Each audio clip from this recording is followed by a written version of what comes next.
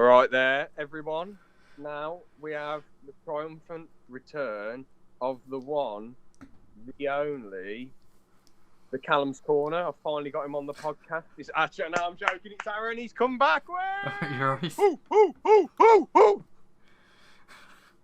That's a bit of an introduction. Yeah, he's come back. We're glad to have him back because you've isn't most of your uni work over now? You put on Twitter, so Yeah, pretty much. So that's cool, innit? You can just chill out or do whatever now. So it's great to have you back, to be honest, because I'm not trying to knock any of the other guests or anything, but we know quite a lot about loads of different things and we can go into detail, with stuff. So that's cool. Yeah. So, first things first, we will do an ag-round at the end. There was something else I was going to do, but I can't remember what it was at the end. It might have been some weird question or random conversation, I don't know. Can't remember, but anyway, we're going to talk about communities, our experiences in the communities, and hierarchies in the communities. So, which community would you like to start with? Your choice. Obviously, we've got YTP, Callum's Corner. We was going to talk about, and the YouTube elites. Maybe I could briefly mention the machinima and brick filming community, and you could mention like the what's it called? DSP community, and we could talk about commentary communities and gaming communities. We could just like brush over all of them. I think it's probably a bit easier to talk about the YouTuber ones, like the elite ones, at first. The elite ones first, all right then. Yeah. So, from what I've gathered with a lot of YouTube elites, it feels like they're in a bit of a circle, in my opinion, because I watched the True Geordie's Christmas podcast with Theo Baker, Will and E, I'm Alex, Stephen Tries, Lawrence, who's obviously always with True Geordie, and the True Geordie, and they all just seem to agree with each other on nearly everything. And like, this was meant to be a Christmas podcast, getting away from taking people's minds off what's going on in the world and all that. And then the Geordie just said, "All right, lads, who did you all vote for?" And they all voted for the same party, except for like one person. And I don't mind that, but it feels like, again, I don't want to get too political, and I could care less who you vote for. It's your decision, and you're right. You can vote for whoever you want. But it feels like a lot of these YouTube elites have the same opinion on absolutely everything. When they were talking about like YouTubers, they sort of like just said that they all just essentially agree with each other and went, "Oh yeah, that's true. Oh yeah. You're good at this. You're great at this. Oh yeah. And it just seemed like a big ego boost. Again, True Geordie's one of my favourite YouTubers, and it's amazing to hear Lawrence talk. And some of his rants are great. I don't agree with all of his rants, but they're pretty entertaining and fun to watch. And I can see where he's coming from with some of them. But yeah. I mean, I know, like I've said to you before about, I know we're using the True Geordie here as an example, but you could literally choose any podcast that's like 3 people on, like regular. There's obviously someone at the top who people turn up for. So in the case of the True Geordie, it's his podcast because it's his name. He's the one who's featured a lot in like advertisements and stuff for it. So there is, in some places, there is a lot of stuff where the side people will just agree with the top person, so they just don't annoy him. So then they can keep on the show, keep bringing in money and stuff. But yeah, I know this is a bit random to bring up, but I think me and you, James, although we share a lot of the same opinions, I think we do disagree on the same amount or the similar amount of stuff. Yeah, that's 100% true. I mean, I remember on that that video, that movie critique talk, and whatever, and the other stuff we did. We was talking about our version of Desert Island discs. We called it like Stranded Island CDs or Stranded Beach CDs. I don't know. And then you said the album I get is the I Bring the Strokes album. And then Ben said, "Oh, nice choice." And I said, "What?" And I said, "Who the bloody hell are they?" And then, could you warn me beforehand? Oh yeah. You warned me beforehand, and you were like, "James, I told you this already." And like, I feel like it's good when people can disagree with each other, as long as it's not like, as long as they're mature people. And like, if you say something that I think is total BS, I can say like, "Yeah, Aaron, you're wrong there, but I respect your opinion," and vice versa. But if people are going, "How dare you have that opinion?" and like going mental and saying, "You must agree with me. I am the dictator." You know, it's like, bloody hell, calm down, mate. You know, this is a free place. This is a place where we all have a voice and we can say what we want. You know, it isn't you ruling with an iron fist, you bloody control lunatic. And some YouTubers do seem like that.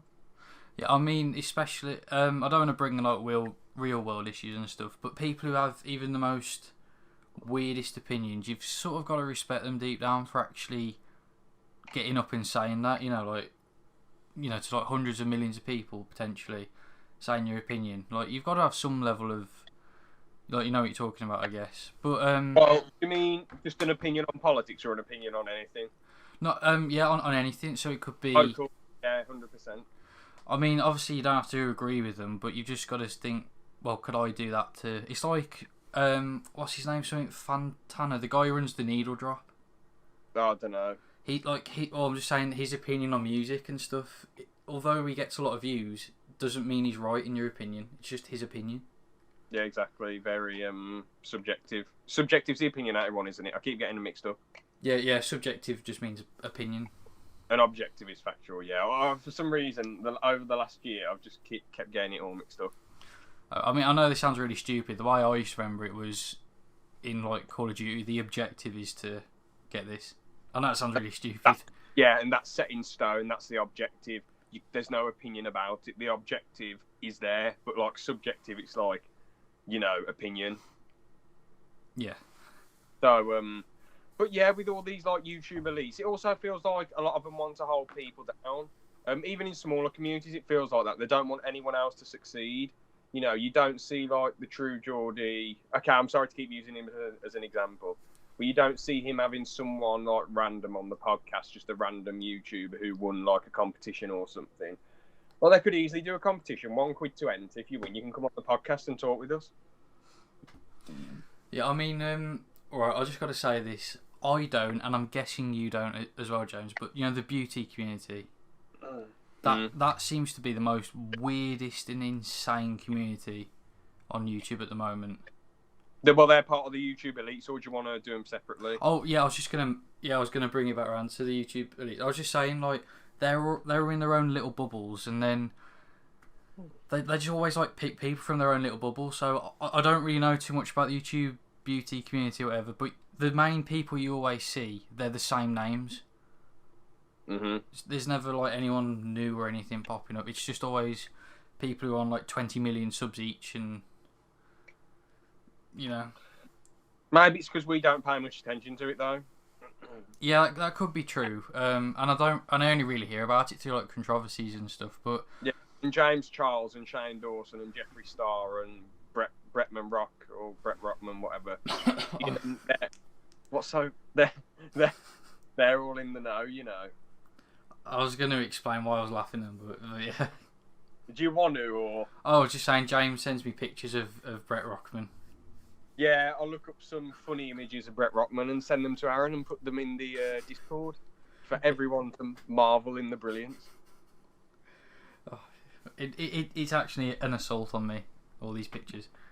No, but they are hilarious. To be fair, as much as the pictures are a bit weird, I'm sure some ladies and some and obviously blokes who are interested in blokes out there enjoy the pictures. But they are a little bit weird. But they're so funny and out there because, like, you look him up and then it's all this madness, like him sticking his leg in the air and watering a plant. It's like, what the hell is he doing?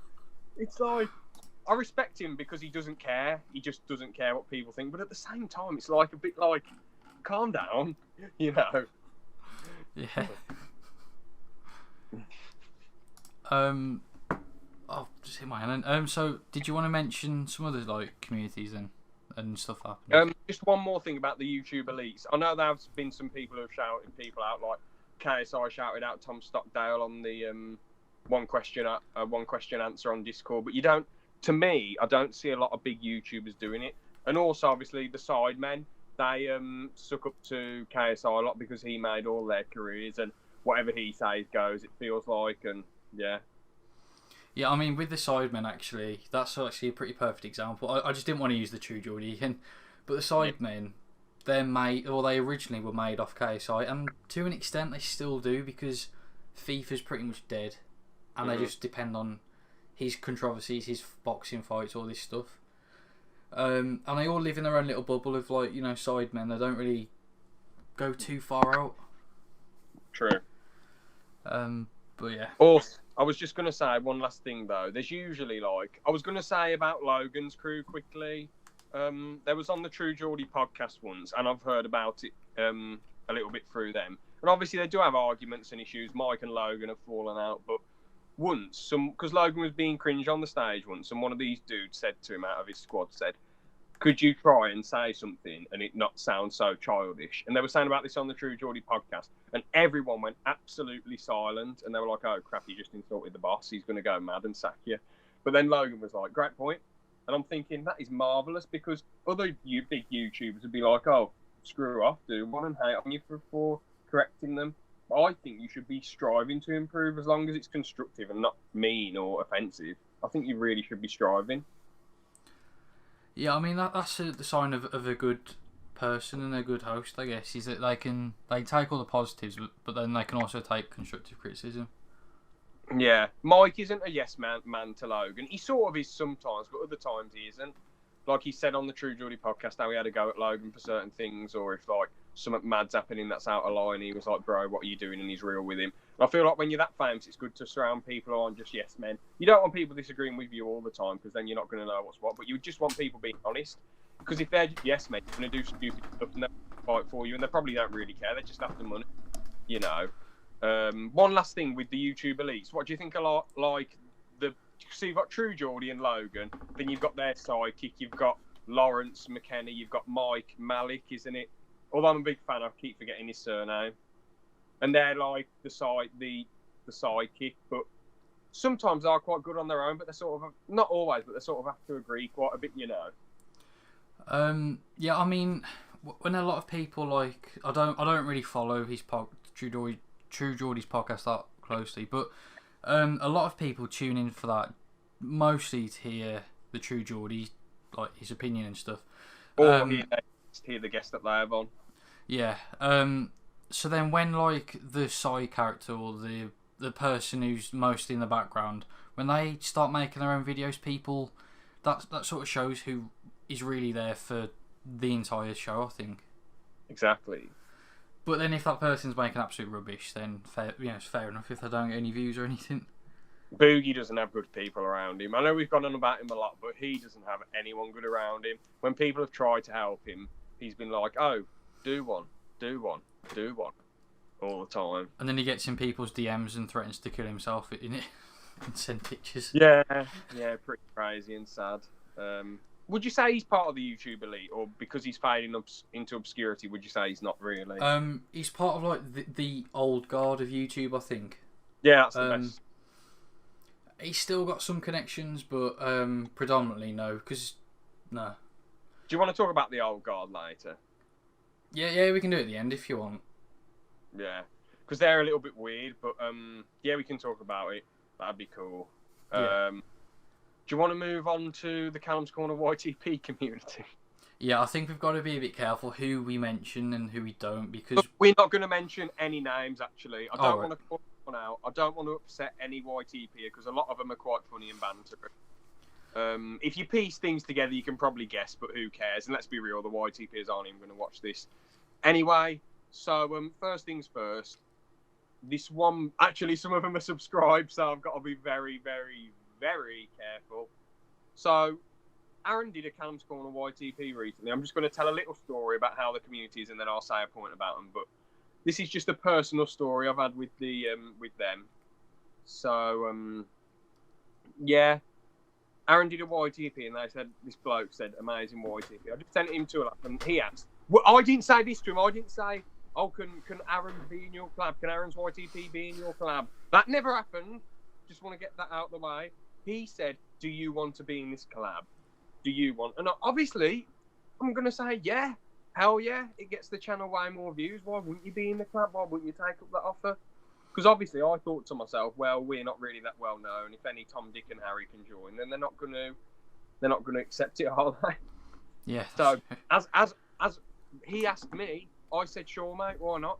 So it took a bit of time because we didn't really understand the criteria at first, but eventually they just said, make it terrible. It was a bit of faffing. But we got it done, and he said that YTP is perfect. And I said, great, when's the collab out? And he said, oh, it'll be out in early July. Anyway, I asked him, I said, can you send me the collab? And he said, sure. And I was skimming through the video to see the little ALP podcast banner, and it wasn't there. Then I checked the links in the description, and we weren't there. So I messaged him and said, why aren't we in the video? And he didn't get back. And then I said, bro, come on. I put question marks. Well, I can't remember exactly what I said, but I was like, I don't think he responded at first, but I could get that bit wrong. I don't know. But what is as clear as day is that he said, well, the bloke in charge took creative control and said, and didn't include your video. And I'm thinking, well, if he didn't want us in, then why the bloody hell did you offer us to be in it in the first place? Like, surely you know this. Surely you wouldn't say, do you want to be in a collab and be totally fine with it? And then at the last second, he took creative control and didn't want yours in it. It's only an extra bloody minute, you idiots. Like, for goodness sake. Ridiculous. I mean, I know that sounds a bit like you're annoyed that we couldn't benefit off it. But I just want to say, it was just the time that I put in making it that was a bit annoying.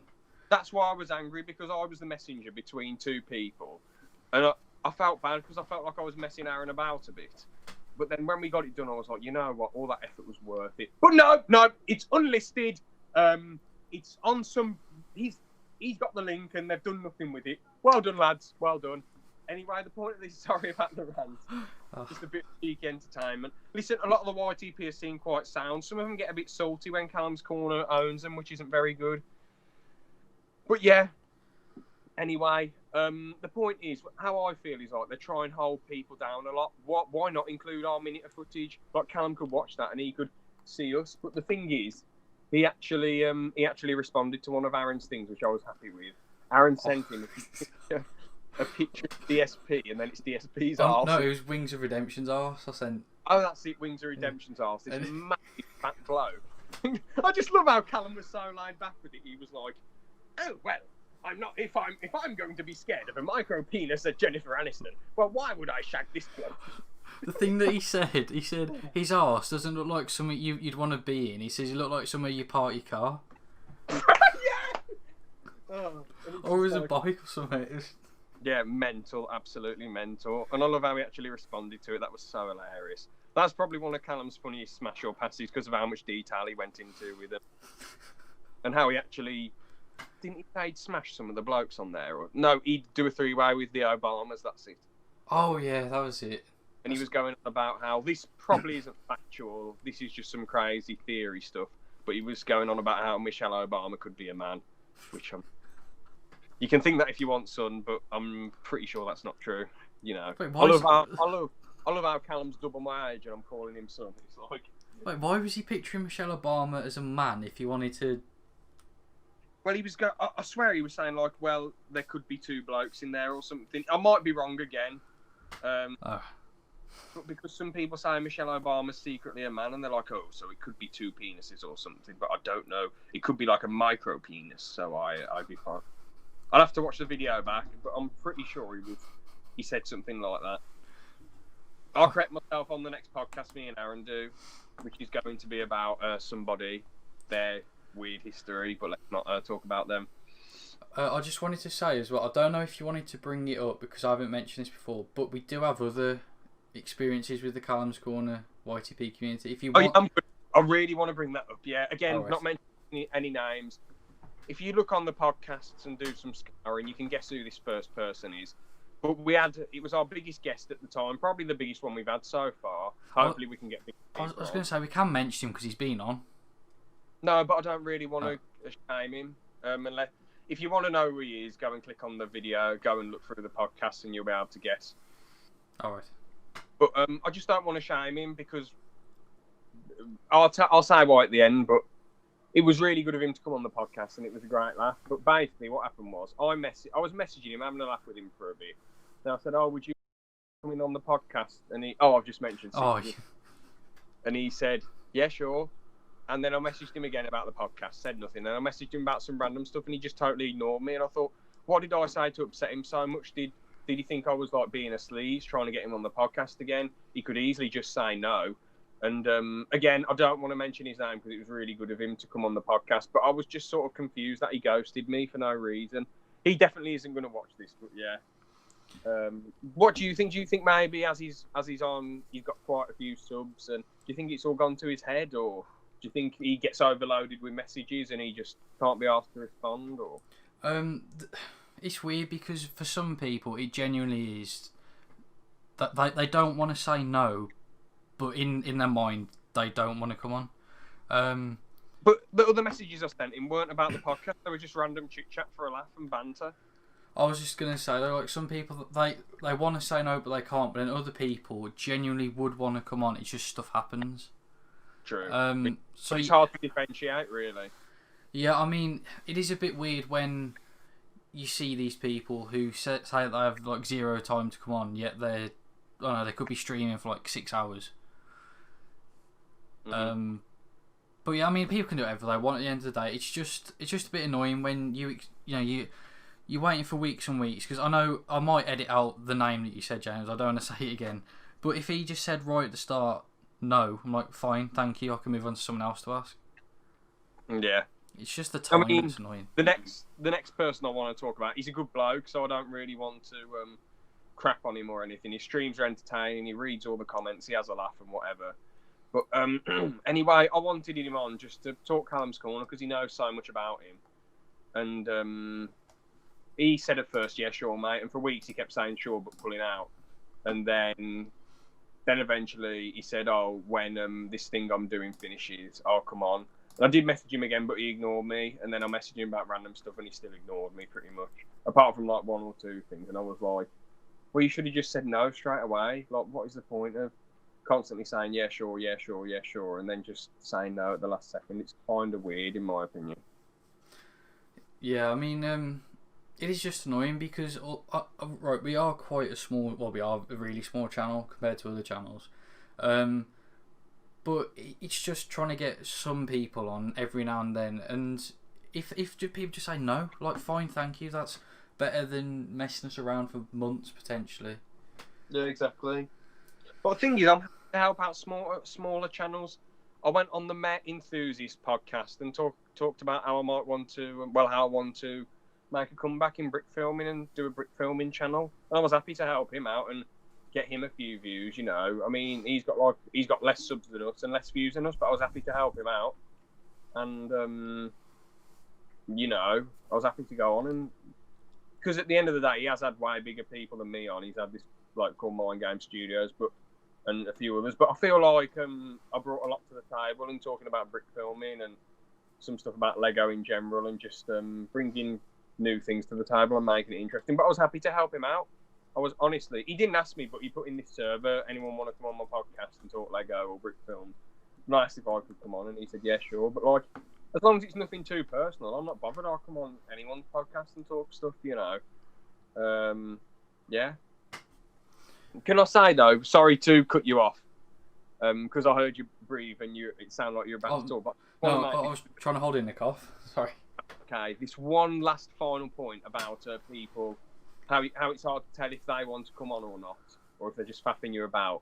I can say this because he's a friend of mine, Molly Boy. He won't mind me mentioning this, but for like 2 weeks straight, he said he couldn't come on.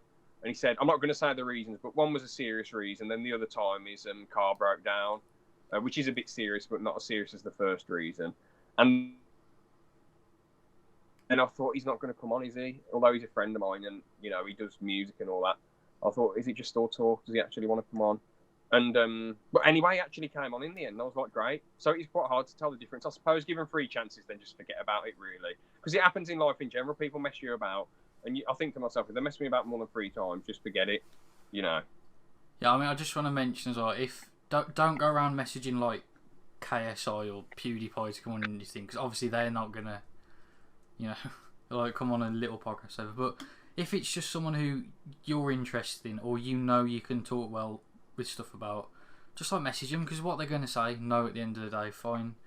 You know, it's just a 2-letter word, but just, you know, don't be afraid to message whoever you want. Yeah, exactly. I mean, you could message PewDiePie if you want, but I'm just don't get your hopes up, that's what I'm saying. Yeah, I don't mind people like saying straight away, yeah, then changing their mind and saying no. It's a bit heartbreaking and gutting, but it's, well, not heartbreaking, but it's a bit gutting, but it's whatever really, innit? Their choice. Yeah. What else was I going to say? Do you want to move on to can I briefly talk about machinima and brick filming then, or is there any other point you want to make? I was just gonna say as well, with the I've got to be careful. I nearly mentioned the name. Then with the video that we were meant to be appearing in but didn't. When you look at the actual video, it's just the same names again that you see. Yeah, over and over and over again. It just feels like they're really. What makes me laugh though is that. Okay, I hope Callum's Corner becomes massive and massive, and he is growing and growing. It's small growth, but he's growing, and it's the YTP community. They're a big part of his community, but they're not the biggest part. The biggest part are like the people who love his rage videos and people who just watch him in general. But the YTP community are quite big. They're only big because of Callum's Corner reacting to them, and Callum's Corner's only big really because Will and he reacted to him, and people shared his TikTok video on Facebook. And it just feels weird that the YTPers are happy for someone else to make them big and not work for their own fame, and then they don't want to add like 1 minute of someone else's YTP in. Yeah, I mean, it is a bit weird because if Callum just said, right, end of meme review, most of the channels, although some have started to branch out into other stuff, I honestly can't see most people sticking around because YTPs, there's only so much you can really do, isn't there? Like with a certain person. Yeah, I mean, the good thing about Callum's Corners ones is that you're not going to get copyrighted because he doesn't really care. But other ones, like, they're quite tricky with copyright stuff, so it is quite hard, especially in this day and age. That's why you don't see as many YTPs as before. Yeah. But if he just said end of meme review, or even if he said end of channel, a lot of people who do like compilations or funny moments of him, it's eventually going to die down because people move on. Yeah, I mean, I don't want to make this like the history of Callum's Corner or anything, but personally, I can. Well, he said before he's going to end it one day. He's going to try and make it last as long as he can until he's not happy with it. Do you reckon he'll ever just go into Twitch full time because he can make way better money off of that? Watching his streams, I think if he does, he's got to really change it up because he gets that many refunds on his streams because he just doesn't care about money on Twitch. People donate stuff, and then he says, "All right, if I didn't play it or if it was racist, just request a refund, and I'll accept it straight off." But he still makes £100 a stream. He said though. Yeah, I mean, obviously, he still makes money, but that's not enough to live off, is it? If he did it every day, £100, he might get a bit more, but I think the funny side of it will wear off. No, you got to remember. Oh yeah, true. The funny side would wear off. Because you probably have to be more entertaining and more banterous. I mean, people will still watch him and donate. Well, you probably reckon, say if the funny side weared off, let's say it went down to £50, so 50 times 7, £350 a week, on top of his YouTube and legacy views. That ain't really. It's all right, but that's just sort of normal money. Yeah, I mean, I think the whole thing with Callum is it's funny to see him rage every now and then, because you can make new stuff, you can make new content in the time. Like in between streams, but if he's doing it every day, you're going to be really rushed, and basically everyone's going to run out of money, pretty much. Yeah, if every rage video, if every single video he did was my ass, second job on the left, rah! I will rise from the ashes like a phoenix and avenge you like a Targaryen dragon, rah!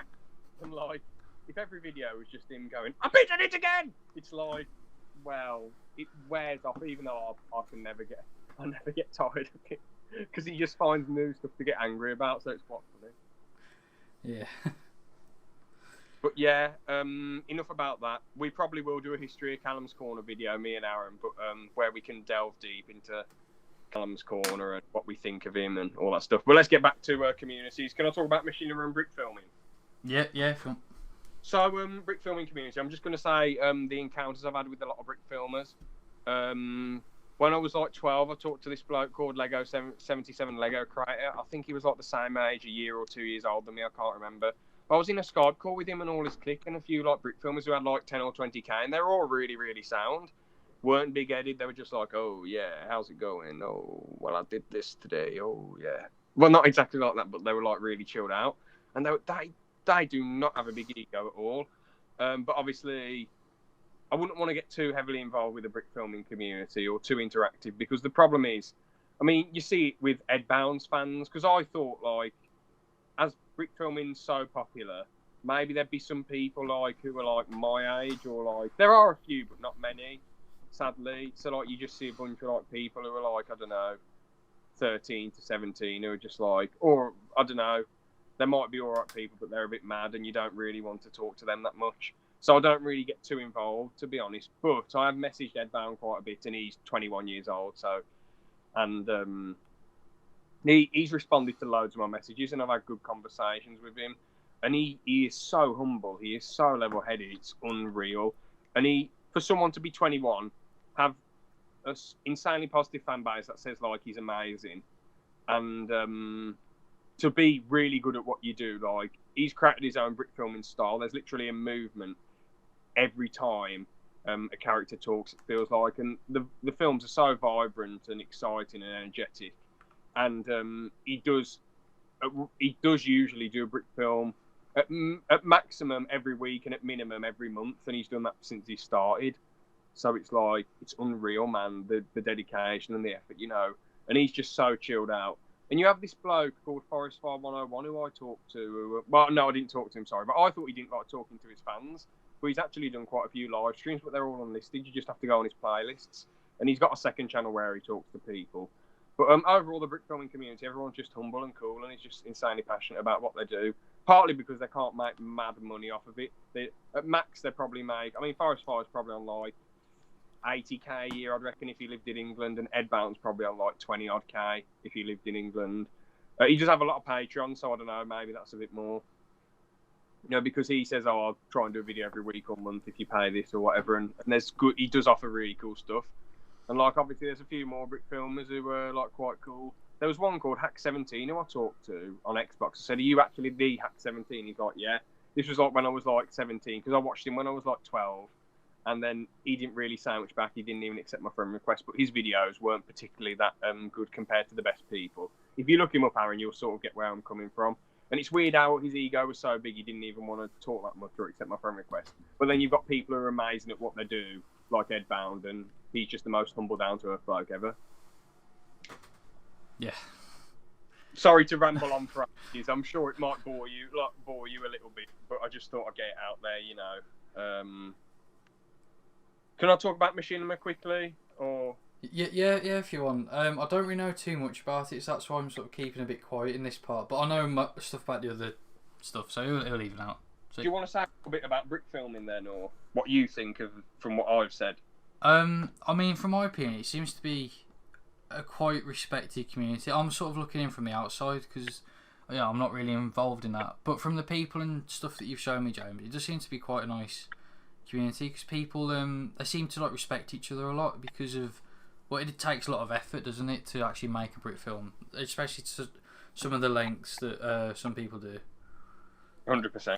So I think it's just more respect because, like, with just an example, like Callum's Corner, it's just a vlog. It takes nothing to do. You can, You can whack out your phone, and record yourself walking down to the shops and talking about Greg Paul's sex tape or whatever. That'll take like no effort. But to make a brick film, you've got to spend like a week of your life just possibly making a brick film. Mind you, I do think vlogging takes a little bit of balls, though. Not effort, but it does take guts to film yourself going like Callum's Corner. Because my mum mate said, "Oh, I could do that. I could bloody do that easily." I said, "Well, why don't you then?" He's like, "Oh, yeah, you're right. He's actually got some balls, then, hasn't he?" I mean, like, you know, actually sitting that, just the time it takes to actually make it. Callum's Corner's not doing anything that takes too much effort, you know. But yeah, that's just sort of my thinking.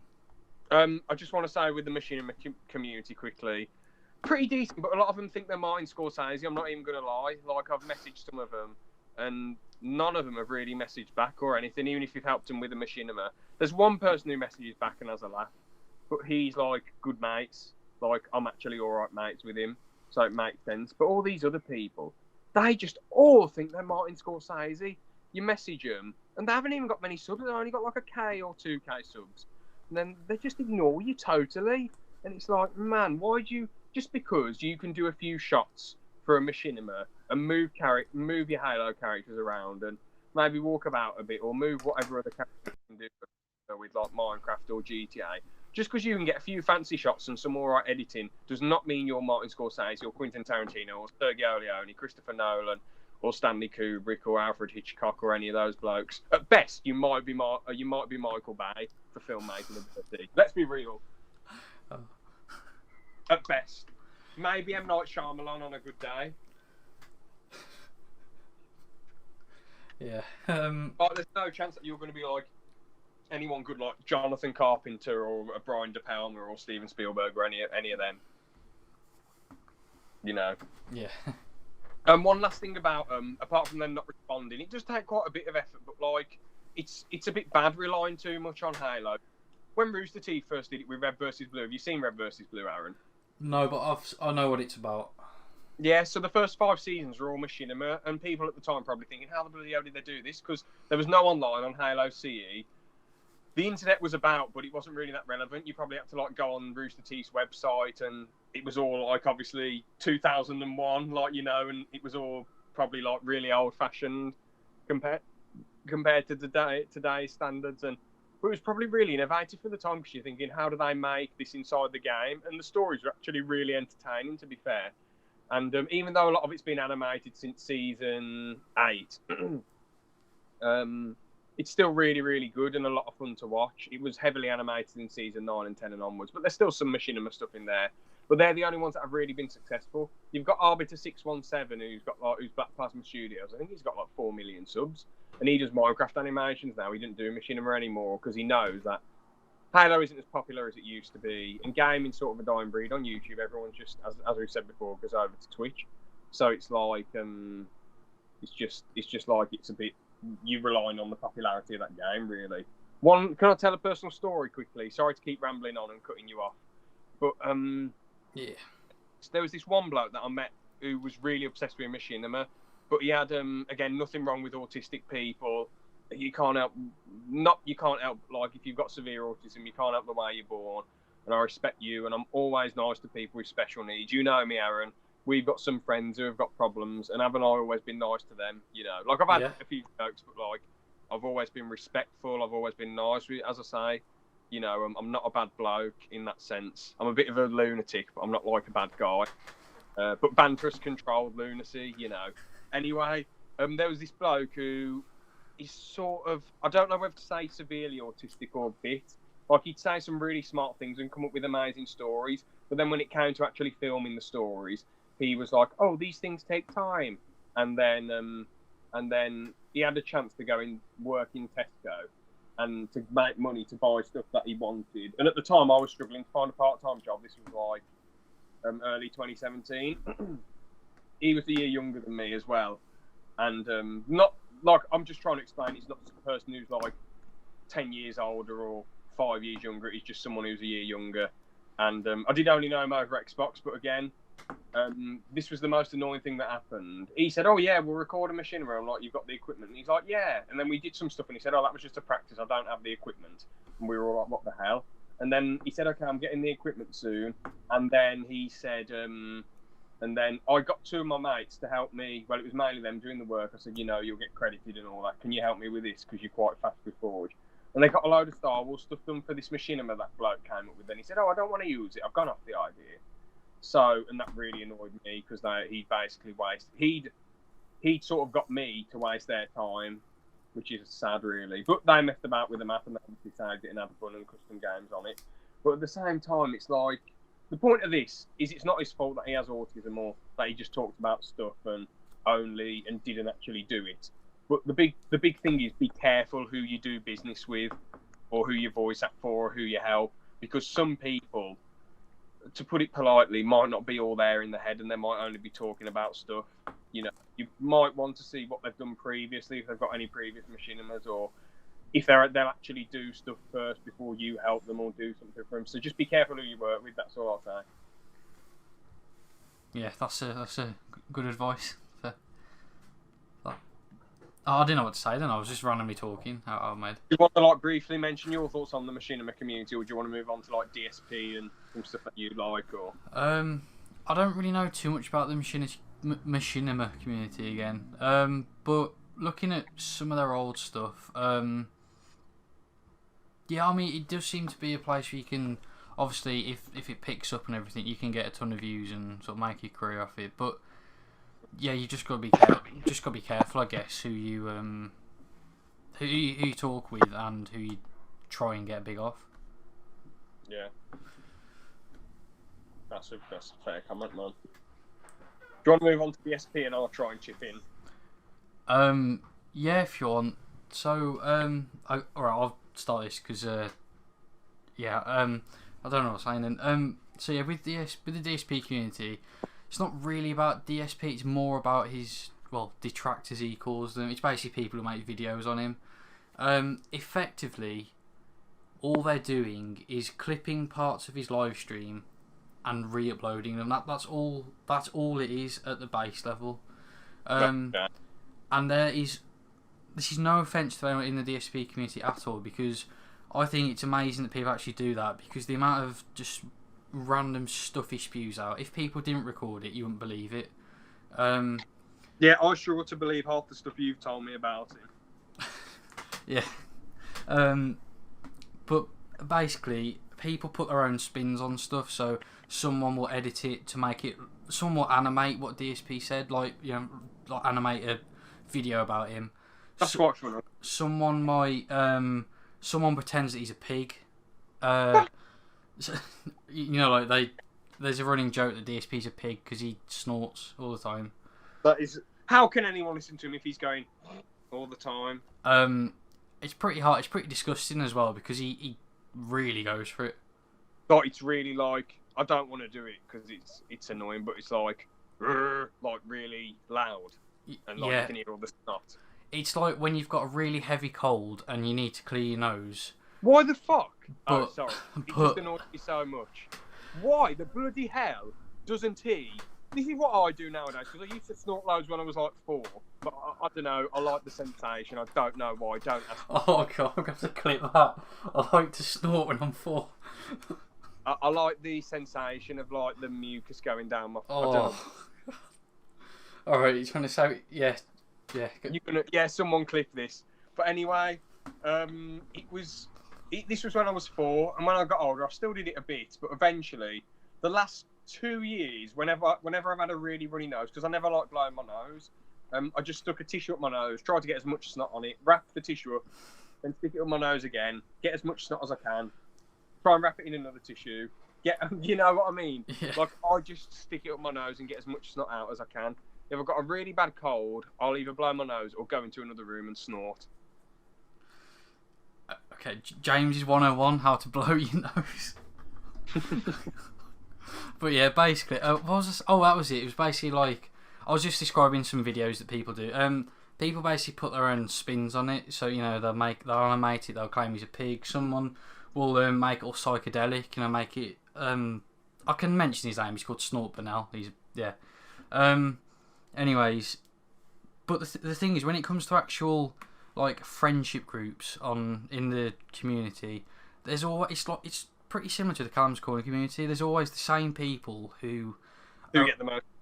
Yeah, they're in everything together all the time, and then there was some sort of beef between certain people because it's a bit hard to explain, but there was this one group of people who basically tried to be number one, tried to be the top dogs, and they tried to like preach to everyone about how they should do things, and then everyone was like, but we're all making the same content. Yeah. Mind you, though, your DSP videos are the most viewed on the channel, so you've done quite well. I wouldn't say it's as bad as the Callum's Corner community, because if you look at Callum's Corner YTPs, none of ours have been reacted to, and what's it called? We've at the most we've probably got like 400 views, haven't we? So. Yeah, I think so. And the thing with DSP as well is anyone can get big off it. I'm not even going to hide the fact that you can have a channel with 0 subscribers, and if you make a video that's about 4 minutes long, 4 or 5 minutes long, have a decent thumbnail, and obviously include tags, you can get 100 views off it easy. Yeah. I'm not suggesting that you sort of piggyback off, make your entire channel just based around one person, but if you know your stuff about DSP, if you want to talk about it, that's fair enough. You can talk about whatever you want, but that brings in a lot of views. I'm just going to admit that. Well, I'll tell you something. To be honest, eventually DSP is going to go. He's not going to be here forever. No one is. And you know, what are you going to do then? If you're some like 15-year-old who just does loads of DSP videos, and then he leaves in the next 5 years, what are you going to do when you're 20? You might have like 200k subs from all this stuff, but then what happens? You fade into obscurity. You know. Yeah, that's true, because it's exactly the same with Callum's corner community. Like what we said. What happens if Callum says tomorrow, sorry, I'm ending my channel? Yeah. All these people, although some of them obviously YTP, and they can do a YTP on anything. You can even do it on this if you really wanted to, but the majority of the people who are there for Callum's Corner content.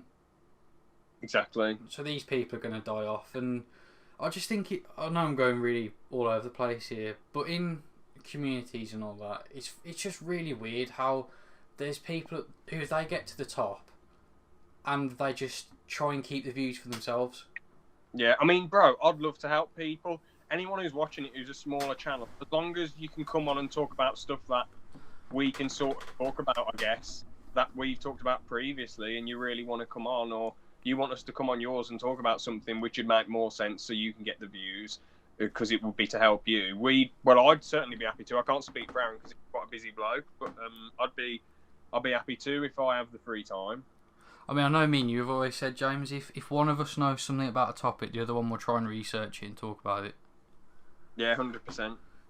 If it's stuff that me and James know nothing about, it's a bit harder. But yeah, it's just what is the maddest thing DSP's done then, and the community have been like, wow, I can't believe this. Oh,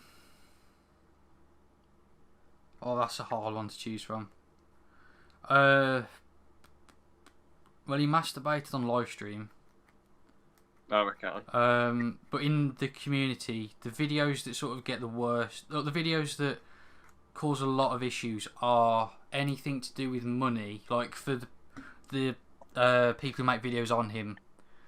So if people, it's like basically there was this group of people called the Sons of Kojima. It's a bit weird to explain, but those are the people who said if you make videos on DSP, you can't monetize them.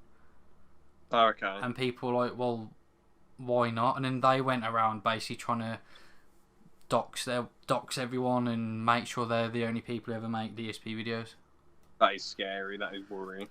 And well, yeah, I don't really want to use the word, but yeah, there's a lot of people in there with certain needs that obviously were right at the top, and there's a lot of leaks and stuff that haven't actually come out yet. And this all ended in like 2017, by the way. Oh, good. But the people who obviously like dox people, they've still got those doxes and they're just keeping them for themselves. That is scary. Anyway, do you want to move on quickly to the what's it called? Can I just talk about the creative community really quick, and then we can talk about the old YouTubers who've sort of faded away. What are they called? The old guard community, you said? Oh yeah, it's just like a term. It's not like what anyone actually uses. Oh, okay. Creative community, pretty cool. You see a lot of these animators who can draw amazing things, but they make really creepy, weird videos, which I found funny at 11, but when you get older, you think, can you believe that these people were like probably 17 and up, and they were making this weird stuff about some bloke licking some other bloke's boob, or I don't know, Sonic tickling Mario's belly. I don't know. It's not like that, but it's weird. It's really weird. Like there was one where he said, there's one like Dragon Ball PP where Vegeta gets shot by Frieza or something, then he goes, "There's no escaping Vegeta, I'm prepared to die," and then he just like grabs his arse, and it's like, and he's about to you know, have intercourse with him without consent, and and it's like, can you believe that these videos have actually got millions of views? Dragon Ball PP. It's just ridiculous. And like the videos are so mad. A lot of it just consists of the voice actors going, like that, and making weird noises, and like saying words really weirdly and doing things over the top. One that was creepy is when they had Harry Potter, when they were like, obviously the way they animated them, they were quite short, so I'm guessing they were like 13 or 14. And Ron was trying to like do stuff with Hermione, and then Snape came in and went, "Oh, Leviosa." And then she went, "Oh, stop." Oh. the funniest one, Aaron, was when I don't know if it was, I can't remember who did it. It might have been Only NG or whatever he's called himself now. When it was Thor and Loki, and he said, "Loki, let's sing some karaoke." No. Afterwards, we can do the hokey cokey. No. How about I shove the handle of my hammer up your anus? And he said, "Okie doke." Well, stuff like that's hilarious. But like, it's very weird, and like, there's really bizarre pause moments. It's like a lower budget version of Ed, Ed and Eddie, except like sort of modernised. Because Ed, Ed and Eddie, you could pause it at any time within however long the duration of the episodes were. I can't remember. I'm guessing 22 minutes. You could see a funny face, but with this, the face is like there for ages, the funny faces. So the point is, it's a cool community. They're humble, but it's very weird. Some stuff's cool, like Ed's World and Rigmarole, even though he makes really weird stuff, but not as weird as Only NG or Psychic Pebbles. So yeah, and then you've obviously got like Andre something, I can't remember his name, but he's like a commentary community, and he talks about like YouTubers, but he animates himself. He has a shaved head. Have you seen it, Aaron? I'm not too sure actually. Your picture of him. Hold on. What was his name? Andre, and then it's Freeby, or Chirpy. I'm sorry, I can't read his name. I'm a bit of an idiot. But, yeah, oh. I'll send it. Yeah, hold on.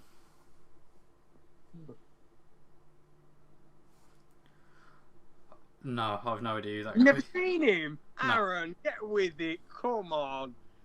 Bloody hell. Can't believe you, bro. Never mind, eh? Never mind. He does amazing videos, though. One of the best commentary channels, in my opinion. Because at least he has something unique. And the problem with some commentary channels, I'll just mention them briefly. They're like just sort of suck up to each other, or they're just like on each other all the time, being like, "Oh yeah, I'll help you, and you help me," and "Oh yes, brilliant." And it's sort of like the same crap over and over. Like, there's only so much you can do with commentaries. That's why people like Will and he only peaked in 2016. Because people get bored of you saying the same stuff about the same weird YouTubers. But with that Andre bloke, he makes his videos more like spaced out.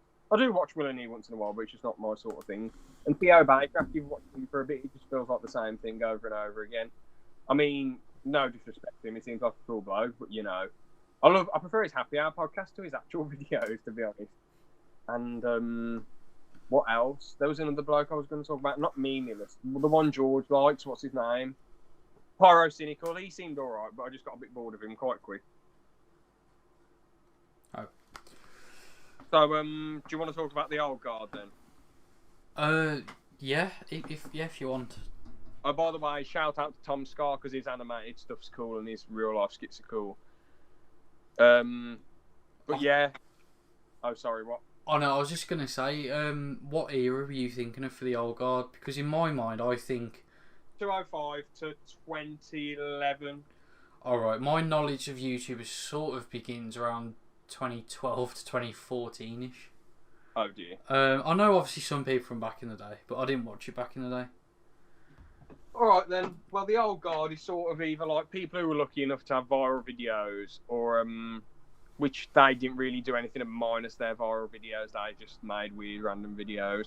You obviously have bizarre videos from like years and years ago of people doing weird stuff or whatever, which is meh, I suppose, do what you want. As long as it's not too horrible.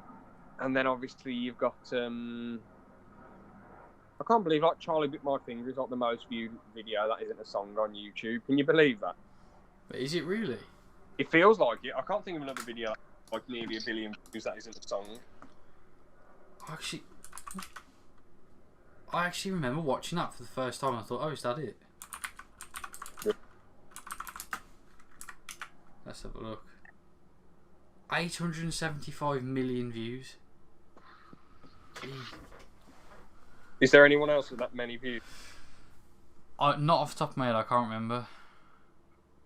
You know, I mean, people like Stephen Tries have worked their whole career. He only has like 100 odd million views, and you think they've done one video which didn't take much effort, and they've got like nearly 1 billion. Mad, innit?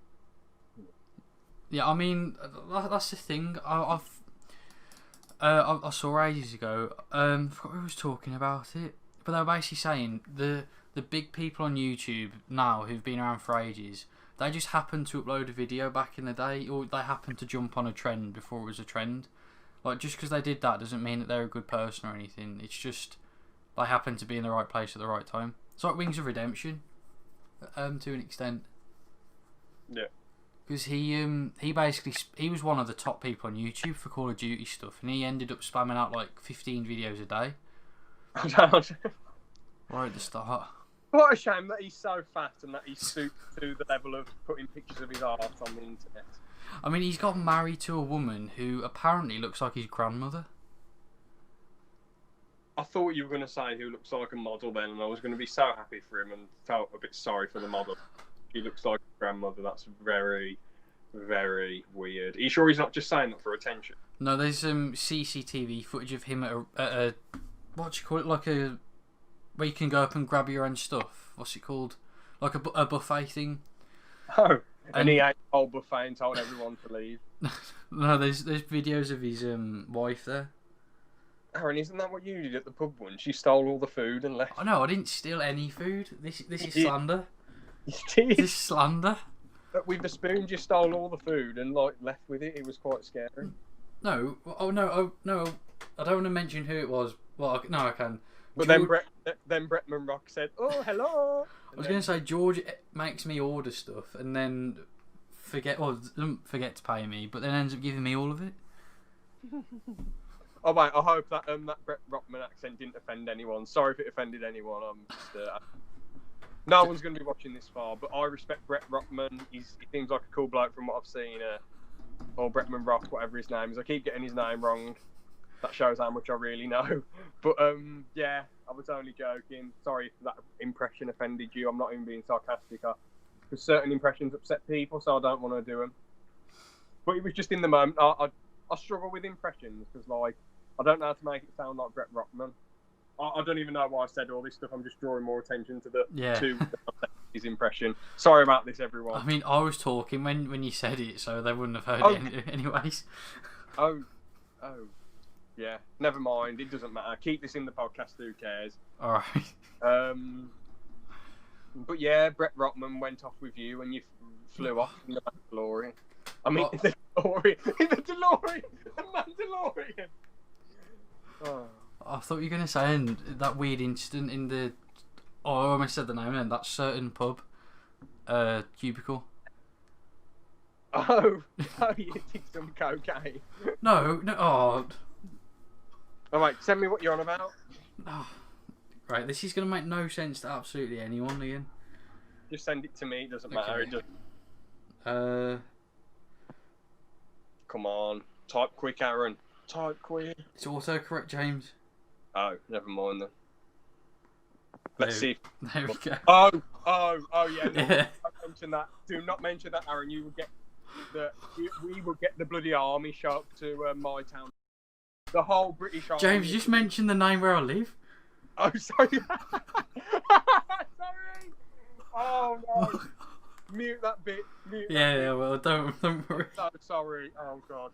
But you get the whole British army. You get the whole of American army. You get the whole world show up. You get all the police force show up. You get all the Jedi show up. You get loads of people getting behind it and getting angry at us and saying, "Why did these people say this?" Then you get the bloody.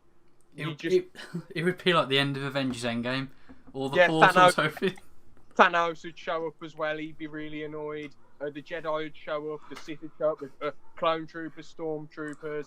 The bloody Genghis Khan would come back into the future and show up with an army. We'd literally be in the most trouble in the world, me and Aaron would, if we mentioned this situation. As I say, every army that ever existed in real life or fake form would come after us. Oh. What were we even talking about? I can't remember. Sean Connery would come off the Bahamas and come and harass us and say, "Well, how could you say this about this person and think of this tiny story about them?" So... I came out of retirement to make this public speech. Anyway, we were talking about... Oh yeah, old YouTubers. You were saying about Wings of Redemption going down the shitter.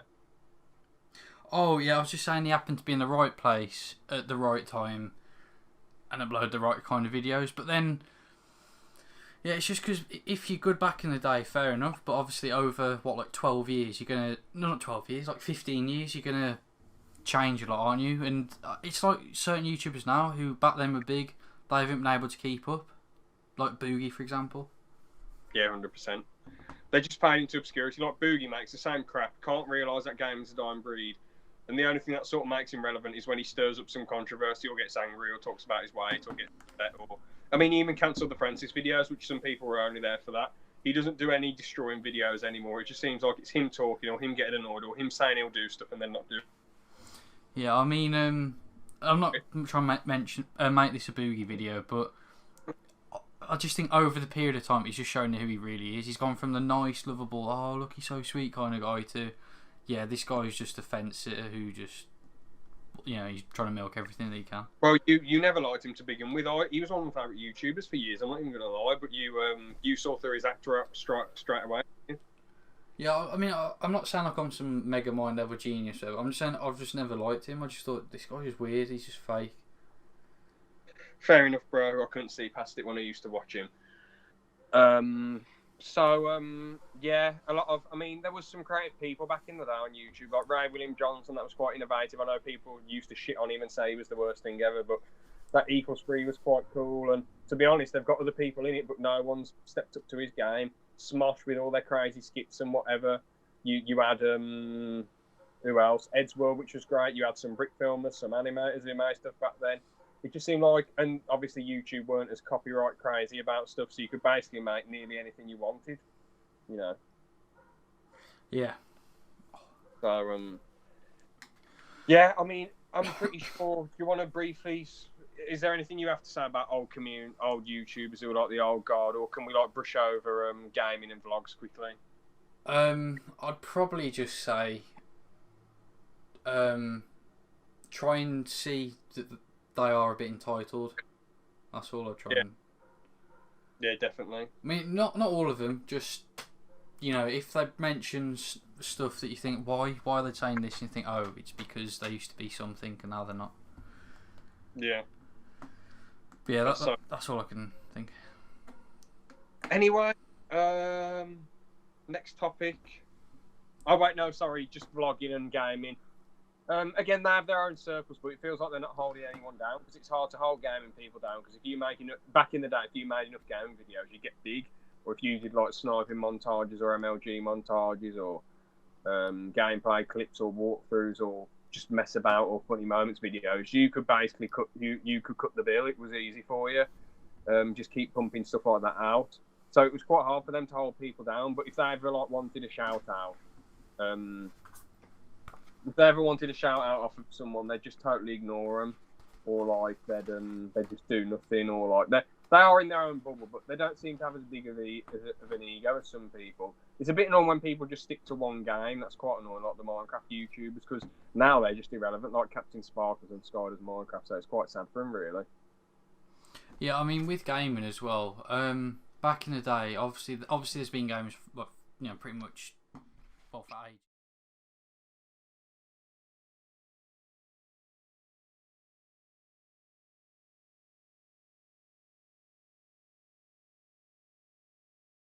Realised I've had my microphone muted for about 2 minutes. Oh no! Well, you heard on my end, Ross, you might as well upload yours because it's better quality. Oh man, it doesn't matter. It's all good. It's only 2 minutes. It could have been a bit longer, but if it is, oh well. It's tough tits in it. No one's probably going to get this far in the podcast. Can you imagine if they just think, oh, I'm going to fast forward an hour in, and it's just nothing. It's just me going, oh yes, oh yes, oh cool. And then they're thinking, has James gone mental? Who's he talking to?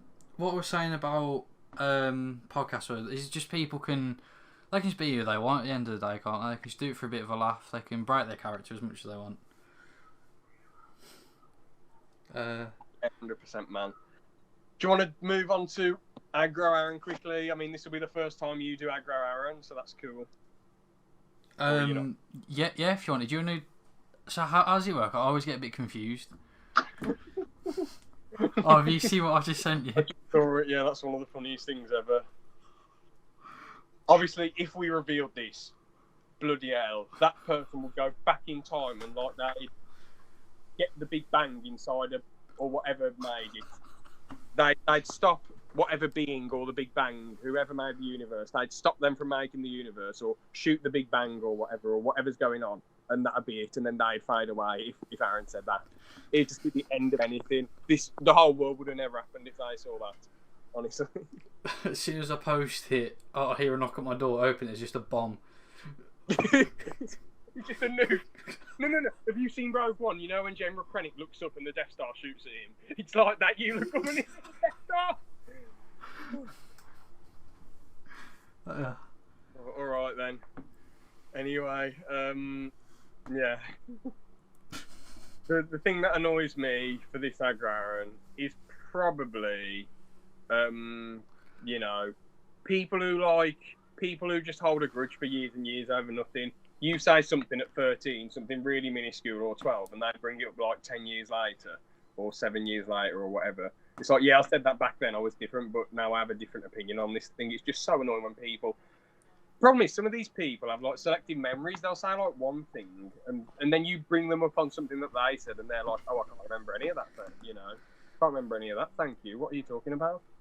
Yeah, yeah, that makes sense, because some people, they'll remember stuff a completely different way to what actually happened, and then they'll fashion their own scenarios in their head about how they've been wronged and stuff. Yeah, how their life's like the hardest struggle ever, and everyone else has got it easy. Yeah. But you get someone nerves. Like, I understand if someone's wronged you badly, like that's fine. But if you say something little, like I said something about this TV show when I was younger and said it was absolute crap. Then I said to this person, "No, I actually like this TV show now." Then he says, "No, cool. What do you think of this, and this?" They said, "Well, you didn't say that years ago. You said that it was rubbish years ago." And I said, "This is like 8 years ago, you fool." Like, for God's sake. And I didn't even say that much bad about the show as well. Yeah, I mean, I've had that sometimes with stuff, because the most annoying thing is when you have proof that it happened this way, and people are like, no, there's proof, look, here it is, and oh no, that's not true. Yeah, it's ridiculous, isn't it? Have you got anything for Aaron then, as your Aaron? Please have something. This is the first time. Come on, just think of anything. Alright. Okay. I guess the thing is when people... I don't know how to sort of cut the words down on this. It's when people act one way to you, but then act completely different to someone else.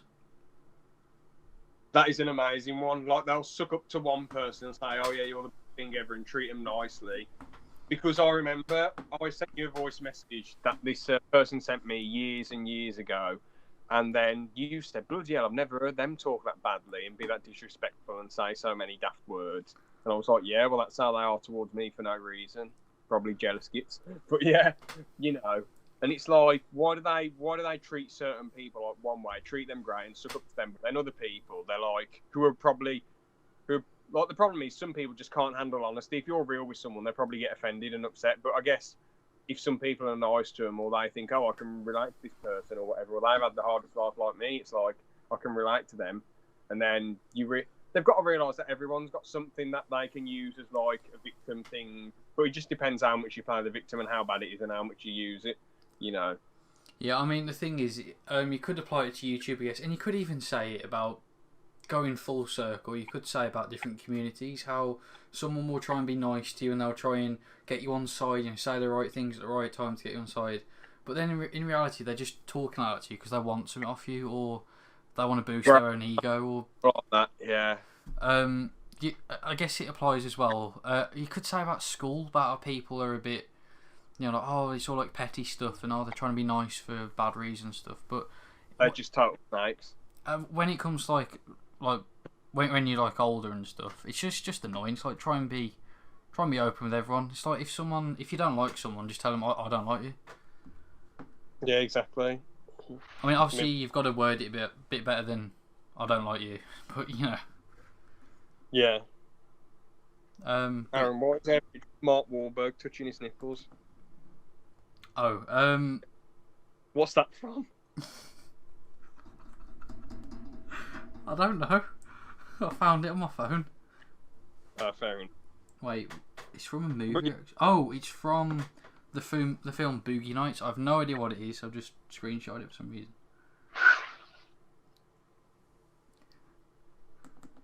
I think we can end it there. I'm glad you came up with an aggro, Aaron. And I liked how it rolled back down to talking about like communities and hierarchies and all that in those. Oh yeah, we weren't really specific with hierarchies, I suppose. But it's quite self-explanatory, and it's like people at the top, and the Callum's Corner's at the top, Whitey, Willini's at the top, Callum's Corner, and BG Media, and then below Callum's Corner it's like Whitey kids or people who do loads of videos about him. Then below that it's just fans of him, and then below that it's like normal people who just talk about him sometimes. Yeah, I mean, I don't want to make this like going through all the points you've made, but like with DSP, for example, it's like obviously DSP has got to be at the top because he's the one everyone gets the content off. Then it goes down to about 10 people who like reproduce it, and then obviously it's just all the fans, and then you have the people who might take it a bit too far and try and dox him and stuff. Which is weird, but they're probably just trying to get the name out there, which doesn't make it right. But yeah. So we don't condone doxing, by the way. Yeah, even though I accidentally doxed Aaron earlier, but that's besides the point. Yeah, I'm gonna have to edit that out now. Yeah. Anyway, I think we can end that there. Start being the next one, guys. See ya. Right, see ya.